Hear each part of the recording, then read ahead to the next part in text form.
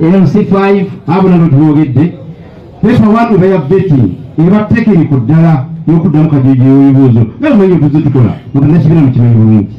Then paper eyokubiri tulina baconsultants betufunye, tulina teams zetufunye eziri impartial independent ezijogera ku ground nga tutegedde tukitaddewo egayidi eraga omuntu bamubuuza bati ekibuuzo obuuza abantu bameka mu kyalo okumanya ani agwanya ani asinga obuwagizi wano. Ate kyoza nti bw'osinga eri obuwagizi nti bw'oyita pepa wano ne pepa togiyise olina kuyita pepa zombi, pepa 1 eya vetting ne pepa 2 eya ground work. Buli zikataka kufuna max za 100% ng'olangiriwa nga fulaga beera waffe obubaka bwa parliament LC5 obwa meya n'ebirala kwena tubategeeza. Abanyama ne basebo tubasaba tugoberere enteekateeka eyo ebitundu ebyenjawulo n'eteeketeeke tujja kuba tubategeeza. Mwebale nnyo okutuuliriza wabaawo ekibuuzo kyonna kyonna gye mwala okubuuza bannamawulire. Ttiimu eno pale ejja kukiddamu bulungi nga tukulembeddwa madamu chairperson waffe. Mwebale nnyo okutuuliriza mwebale ddala. Yes, BBS. Ikibuzo kyembuuza ensonga y'okutabaganya ababeesimbyewo ku ekyo kibuga abantu bangi. Osobola okutuwa akakiiko kasobola okutuwako ku update ku bifo bimeka musobola obutabimenya oba okubimenya nga mwagadde tutunyonyolako ebifo bimeka bwe mumaze okukkaanya mumaze okukkirizisa abantu abamu okutandika Kawule kulekera abalala.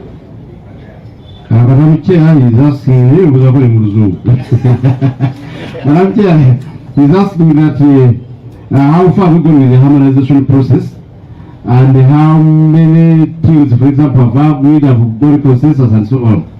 And every time you reach Uganda, a harmonization here in Rwabagambi, twagikwasa ba candidates ne candidates. Bakiriziganya balina okwetaba mu buwandiike nga tunatandika process ya vetting. Then ekyokubiri ye vetting gye twayita party-led vetting, I mean harmonization process. Ezo zikyagenda mu maaso fenga ye mu state tunafuna a report ntongole era tugisubira in time before the vetting starts. Madam, you could not and then come at once possibly. Because we organize the vetting and the Yes, sir. Sematimba Bwejire. Sebo. Bwejire. Kusomozebwa kiko mukyasinze okusanga okuva exercise eno lwe yatandika mwe nga bakakiko k'ebyokulonda. Challenges since we started in this process, Madam Chair, that's what he's asking. Challenges, kind of show you did a very good job. So good damage in the kitchen. How it seemed to be. Yes, sir. Thank you. My name is Lawrence Oko from UBC Radio. The chair said until further notice, she didn't specify the deadline for the process. And in September, we are starting the national nominations in the, first of all, the president and members of parliament. Want it in one way or another affect the mobilization of the party and also in relation to the national calendar. Okay, thank you very much. Should respond to that? Yes, sir.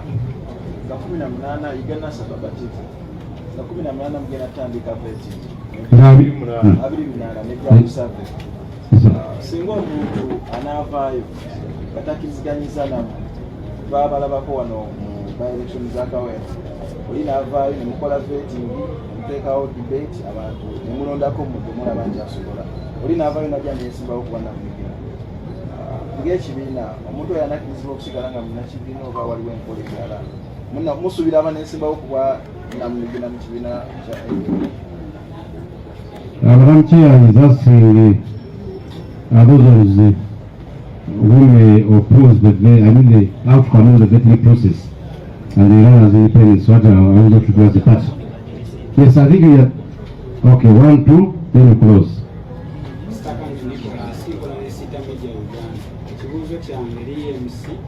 Atulabyeko naddala ababadde bali beesimbye ku bifo tugeze ebyaba meeya waba MP ate ne bakkeeno wansi era ewali bannaabwe nga balaga baharmonizinze eno n'ate najja n'ava ku bwameeya najja ku LC5 ng'ate nawo waliwo abantu nga bana bonna b'enjigo n'ate n'alaga nti ye bamugye ku bwameeya oba LC5 ne bamuwa direct ne ba MPs kibaddeyo nabe LC5 bakudde ku LC5 najja ku LC3 ng'alaga anze bampadde obwe LC3 direct kuba nali nasaba LC5 ekyo kyekibuuzo kyange sinaba madamu kyera kiddemu ategedde yatekiddemu thank you Madam Chair. Ngara William Mwini. Thank you Madam Chair. You are going to respond to him. There was one there. Ekibuuzo kyembadde mbuuza nti bakandidate abo banaaba basobola okuba nga bamanya oli n'abamukwatiko ekyo kyekimunange kyasiimiddeko. Okay, we shall respond. Finally, there was one here. Possibly. Yes, here. Oh. Last. Chanjo, NTV Spark. Nze kyembuuzaako kikwatagana n'omu kye yabuuzizza nti abaana ababatakkiriziganyizza na VTN ebivuddemu waliwo emitendera emirala gy'alina okuyitamu okulaba nga yeekubira emirimu.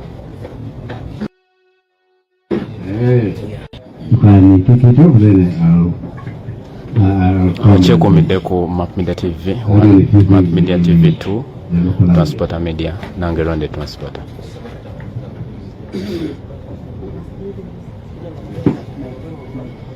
I think I didn't even know who asked the certain question, but I'm going to answer your questions. Somebody has asked about harmonization. How many candidates have agreed? Mr. Sebufu had responded that in Uganda, but I'll still respond to you. At the moment, we don't have a specific number, but so far there are candidates who have been harmonized. Like we communicated to you earlier on, we said the first harmonization was candidate-led. I could be with my vice, we have gone for the same position, and then we called somebody. You people were here when the president communicated that team that would be in charge of harmonization, and those are the vice presidents. So it is not EMC that is doing the harmonization. We cannot be the judge at the same time. Just imagine if we did harmonization and telling people that no, leave this position. So it is like an assurance of a card. So there is a team that was handling harmonization. We have been given certain candidates who have harmonized. Of course, we shall not give you the figure at the moment, but there are candidates who have received their applications to have harmonized, the consent letters to have harmonized. Somebody asked about the challenges. One of the biggest challenges is the threats from the security. I think there was a pic of me that went viral when I was trying to hide here, kneeling. You know what happened? We were shot at by security, and you saw what happened. So other people were intimidated. Some of the candidates even feared. Some of them got hospitalized. Some of them were badly injured. So that is one of the challenges that we faced from day one. And they still continue to threaten us. I'm even told I'm wanted. Actually, for what reason, I don't know. So why would they threaten us? We're doing the right thing, and we shall not fear them. Another challenge is the delays by UNEP and National Council for Higher Education to verify documents for our candidates. That is why we are here. We were supposed to have closed officially, but because of those delays, now candidates are requesting that we give them a window to fasten the process and have their documents verified. It is very absurd that they are charging highly for them to have their papers verified. How can a candidate be charged 2 million shillings to just have a mere paper or a mere certificate of equivalence given to them?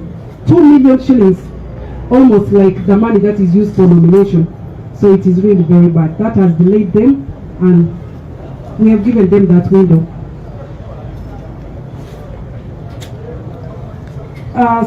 Somebody said, Madam Chair said, until further notice. Further notice could even be evening. It could be tomorrow morning.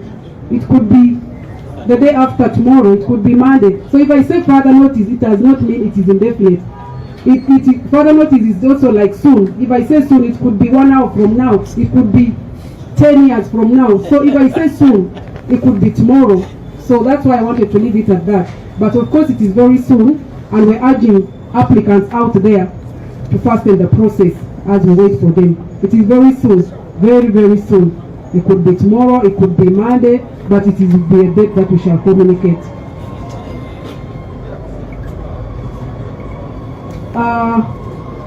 what do we do if some people do not concede defeat and grant us independence?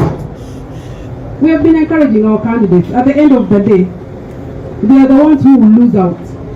Imagine we have 2 or 3 candidates, and then the party through its process chooses the best candidates. We issue our flag, our ticket, and in most cases we have not made mistakes. You people know very well. And I will take an example of Kavule. You know what happened with the candidates that we had. Our process is always very smooth, and we come up with the best candidate, who in most cases wins.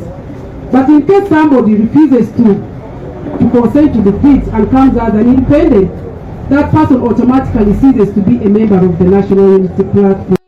But of course, we are not waiting for that time to come. Talking to our members for the benefit of our party and Uganda at large. We are talking to them, and if tomorrow the card is given out, we are urging them to rally behind the candidate that the party has chosen.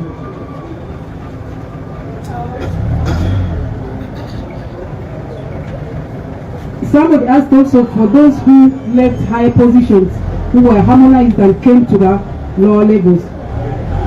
We told you very well, this is, in most cases, it's candidate-led harmonization.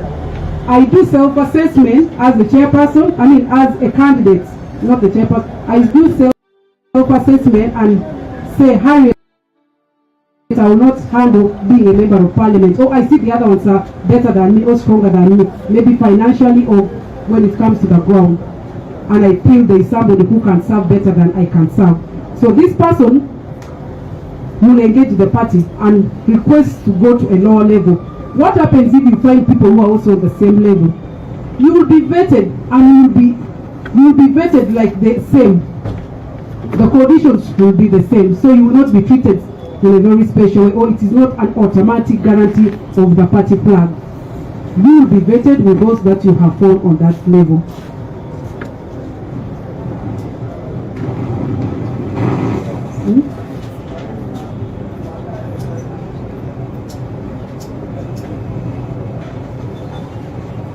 Somebody also asked if candidates will know their scores so that they know where they scored better. All that will be put up at the appropriate time.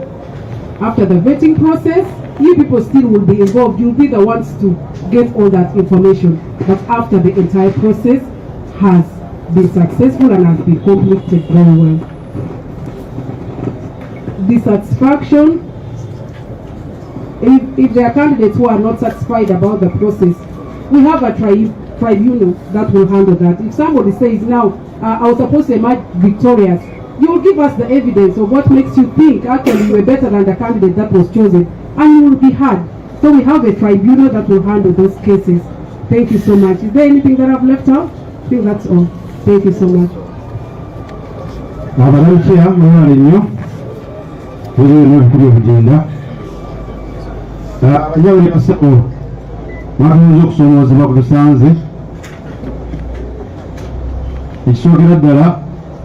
Gavumenti ya Mwai Museveni etawanyiza nnyo mulimu guno gwetukola. Kubanga kibakanyiza kalungi konna. Kyova mulaba nti yaleetawa nkiya gas, neetawa n'amasasi. Mwalimu n'obulamu bw'abantu kumpi okugenda okuba ne kusomoozebwa kwa maanyi ate nga bikyagenda mu maaso. Damiti abagambye ttiimu eno etiisibwatiisibwa buli ddakiika naye ng'ate tesobola kuva ku mulamwa. Kati okuba kusomoozebwa kwa maanyi by'okutiisatiisa. Kusomoozebwa nakyema lyakwateekawo twakubagamba dde okwa UNEP. UNEP nga National Agency yalina kitawanya abantu bagenda kubeera abakulembeze ba ggwanga. Naye UNEP buli mugenda okwongeza nga mutegedde obulungi, UNEP etawanyiza abantu n'empapula zaabwe ozikonfaminga n'atuuka n'akomawo wiiki ejja n'addayo wiiki ejja okwo nava kusomoozebwa okw'amaanyi. Naye okusingira ddala National Council of Higher Education okusaba miliyoni 2 omuntu okuwa certificate of equivalence. Kati oli abatazirina ayinawo emitwalo gya 5 ng'alina okuweerya miliyoni 1.5. Kati bayitaaga time kuba kusomoozebwa nekiyiidirenga ne process yaffe eno nga bwegirabye.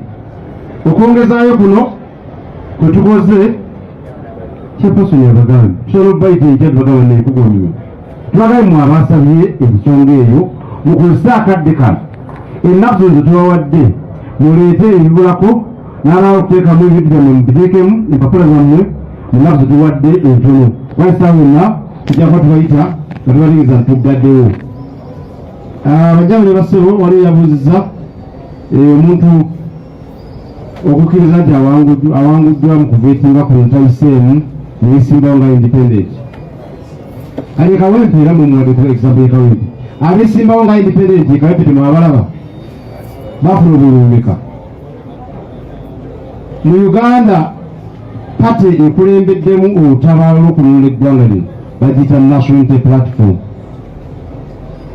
Twabadde tuli mu bululu w'abavubuka ng'era olaba NUP na NRM ate ng'NRM eri mu kubba bubbi.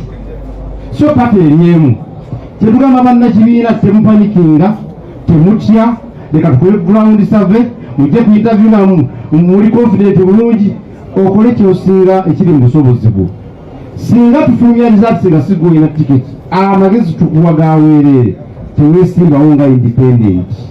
Totuka togera mu kibiina kirala twangira bajja kuwanga kubanga abantu bakkiriza ti omulembe guno gwa National Unity Platform. Abava waggulu ne babeera eyo ne bateesaamu nze obudde twayebuka enyirize wano enkobo zabannakibiina ekyo tukikkiririzaamu. Naye bw'ojja wansi n'obaako bw'osanzeeyo kubanga oba weegasse ku baapplicants abaliwo oddaali sikanti gwe bujja te bali babajjewo tekikola tekitekyeta ojja wabula ndoza oli yeepimamu n'agamba naye tebalimba sobola kuganye nabo tujja paleka katiba anaasinga yajja okulangirirwa naye nga bwegwagweeri obudde kubayo omupiira ojja kuba lodi kansala oba n'ekifo ekirala tekiba automatic nti gwawo oyiseewo baramanya batya results zaabwe. Nina nakolako P7 piro E nimukolako Uganda Science Education nimukolako gwire bwekoletya results olina muyimayina mu bannamawulire kalungi mujja okumanya results mujja kufuna paper 1 mutule paper 2 tuzigatte tukola average tuwaliwo okufuna results era tuzifulumye tuzisimbe mu nkalabe eyayise eyagudde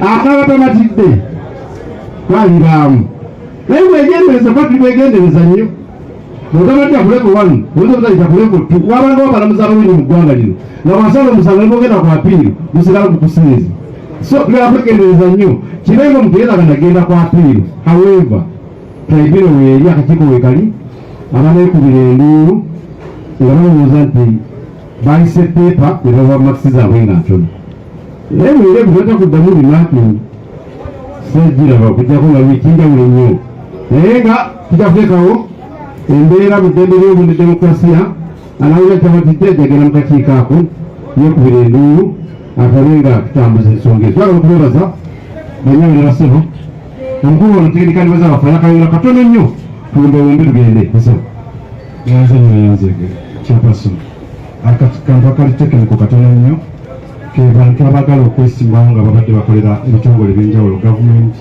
bakola mu URA omuntu ayagala okwesimbawo kifo kyobwa NP alina okuba nga yalizayininga nga 13 ogw'omukaaga ekisuubira nti ogenda kujja wano nga tonakufuna permission to resign bakutegeezaako nti bataddewo akakodyo oteekamu okusaba orizayininge mu gwokutaano ne batupapendinze okuddamu wakulinze tukuwe kaadi olwekuba gavumenti walizayininga abagala okwesimbawo ku local gavumenti ng'obadde okolera gavumenti olina okuba nga ofunye permission ekulaga nti walizayininga nga 2 ogw'omukaaga kitegeeza kijja kuba kizibu okutwala mu maaso okufuula gavumenti tolina atotulaze nti wali wakkiriziddwa okulizayininga okukolera gavumenti oba okolera ekitongole ekyo kikwetagisa okulizayininga politics tubasaba mwenna abakolera ebitongole bye basigira okwesimbawo mufune okubakkiriza okuyingira politics oba okwesimbawo mu budde obwo bwalagiwere competition bapresident alina okuba nga yalizayininga bakolera gavumenti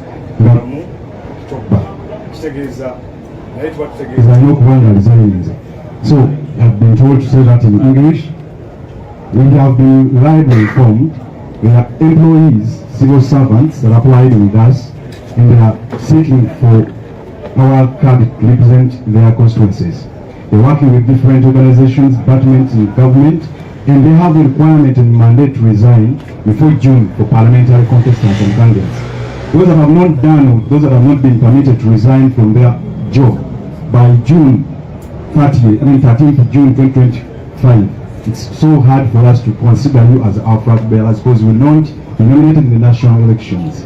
Then those that want to contest for different elected positions under local government, you must have resigned from your employment as of 2nd August. Once you don't have that permission and granted from your employee, it's so hard for us to process you as a candidate because we are sure you will not successfully nominate. If you get nominated, you'll be challenged and they will disqualify you. Thank you so very much. After kubebaza abanyabuli baseho mwebale nnyo mwebale ddala kwabatuula omukisa ebibuzo byonna bitiddwamu twekisigadde abantu muyinde ekiddako ab'e Kampala tugenda babuulira tugenda mu media okusalawo tutandika na constituency we are going to communicate immediately. Thank you very much. Obadde mulabe mulungi nnyo owa Media TV.